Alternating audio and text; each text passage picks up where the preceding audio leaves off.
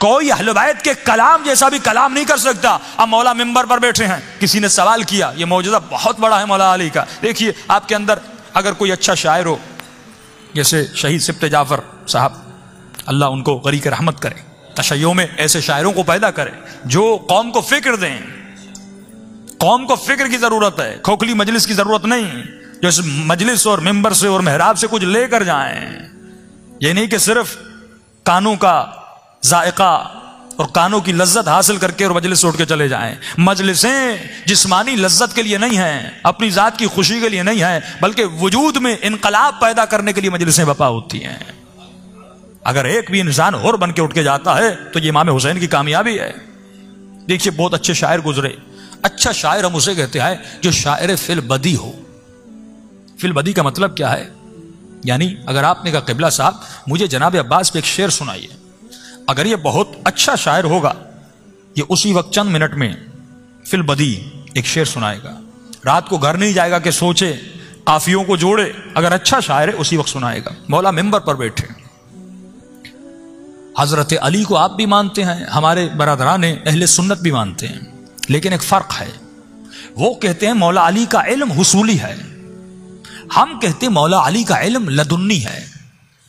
حصولی علم یعنی جس طرح ابن عباس نے نبی کی دربار میں علم حاصل کیا, اسی طرح مولا علی نے رسول خدا کی دربار میں علم حاصل کیا. یہ علم حصولی تھا, بس علی نے زیادہ حاصل کیا, ابن عباس نے کم حاصل کیا. ہم کہتے یہ نہیں, امام وہ ہوتا ہے جو پیدا ہوتے ہی نبوت کی گود میں یہ جملے کہتا ہے کہ تورات سناؤں, انجیل سناؤں یا قرآن سناؤں. وہ دنیا کے مدرسے میں نہیں پڑھتا, وہ اللہ کے مدرسے سے پڑھ کے آتا ہے. یہی دلیل ہے کہ ہمارے اماموں کے استاد نہیں, بس استاد ایک ہے, وہ پروردگار عالم ہے. استاد کبریائی کی ذات ہے. اب جملہ سنیے, مولا ممبر پر بیٹھے, کسی نے کہا یا علی, کسی نے عرب میں ایسا کلام کیا جس میں نقطہ نہ ہو. کیا نہ ہو؟ نقطہ نہ ہو, یعنی بے نہ ہو, تے نہ ہو, سے نہ ہو, جیم نہ ہو, زے نہ ہو, زے نہ ہو, ضاد نہ ہو, یہ نہ ہو. کتنا مشکل ہے.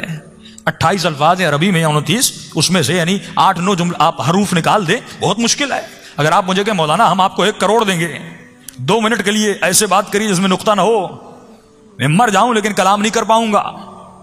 بہت مشکل ہے ایسا کلام کرنا. کہ یعنی کسی نے ایسا عرب میں کلام کیا کہ جس میں نقطہ نہ ہو. امام نے فرمایا کسی نے کیا تو نہیں, لیکن اگر کہو تو ابھی کر کے دکھا سکتا ہوں. کہ علی کون کرے؟ امام نے کہا میں کر سکتا ہوں. کہ علی ابھی؟ امام نے کہا ہاں. اسی وقت مولا نے خطبہ دیا, 1.5 صفحے کا خطبہ ہے جس میں نقطہ نہیں پایا جاتا. ایک ایرانی پروفیسر, لٹریچر میں پروفیسر تھیں, ایرانی مولانا بتاتے ہیں جب میں نے یہ فضیلت پڑھی وہ 3 دن کے بعد میرے گھر آئیں. کہ مولانا صاحب میرا شوہر بھی لٹریچر میں پی ایچ ڈی کیا ہے, میں نے بھی پی ایچ ڈی کیا ہے, میاں بیوی دونوں پڑھے لکھے, جن کا کام ہی قافیوں اور الفاظ سے تھا. کہا کہ قبلہ جب آپ نے مولا کی یہ فضیلت پڑھی, ہم رات کو گھر گئے, پوری رات 3 دن ہو گئے کوشش کرتے رہے کہ ایک صفحہ ایسا لکھیں جس میں نقطہ نہ ہو. کہ اتنے دن گزر گئے, 1.5 لائن سے زیادہ ہم نہیں لکھ سکے. تو پتا چلا دنیا میں بھی جتنے علوم حاصل کرو, کرنے کے بعد بھی علی کا مقابلہ نہیں کر سکتے, کیونکہ یہ علم حصولی نہیں, علم لدنی ہے. پھر کا مولا کوئی ایسا کلام کر سکتا ہے جس میں الف نہ ہو. واولز کی حیثیت آپ جانتے ہیں کتنی اہمیت کی حامل ہوتی ہے. الف کی حیثیت عربی میں بہت ہے. امام نے کسی نے کیا تو نہیں, لیکن ابھی کہو گے تو علی کر کے دکھا سکتا ہے. 1.5 صفحے کا خطبہ ہے کہ مولا نے اس میں الف کا استعمال نہیں کیا. یہ وہ فضائل علی بن ابی طالب ہیں. اگر کسی میں تعصب نہ ہو اور مولا کی فضیلتیں سنائی جائیں, اسی وقت وہ علی کا کلمہ پڑھ کر شیعہ ہو جائے گا.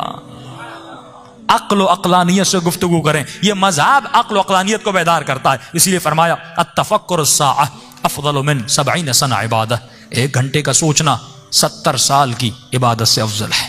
یہ سوچنا انسان کو اور بنا سکتا ہے, یہ سوچنا انسان کو جنتی بنا سکتا ہے. کہ حاسبو قبل ان تحاسبو, اے مومن و مسلمان اپنا حساب و کتاب کر اس سے پہلے کہ ملائک تیرا حساب و کتاب کریں.